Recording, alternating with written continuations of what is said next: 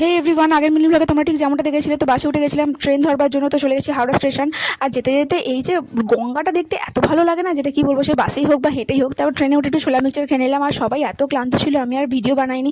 বাড়ি গিয়ে সোজা খাওয়া দাওয়া করে একদম ঘুমিয়ে পড়েছিলাম। আর তোমাদের সাথে একদম দেখা হচ্ছে সকালবেলা চায়ের সাথে।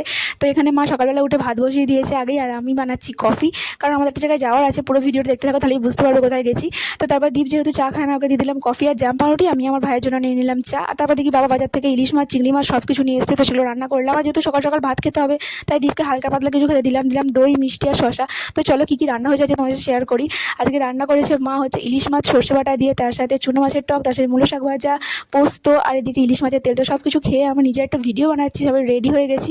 আর দেখো, নিজের ভিডিও বানাতে বানাতে ভাবছি আজকে তো মেঘকে আমার থেকেও বেশি সুন্দরই লাগছে, তাই মেঘেরও কিছু ক্লিপ নেওয়া যাক। তো তারপর চাবিতালা দিয়ে টোটোতে করে সবাই মিলে বেরিয়ে পড়েছি। তো কোথায় যাচ্ছি না যাচ্ছি সেটা দেখতে হলে কিন্তু আমার নেক্সট ভিডিওটা অবশ্যই দেখতে হবে। তো দেখা হচ্ছে নেক্সট ভিডিওতে, বাই।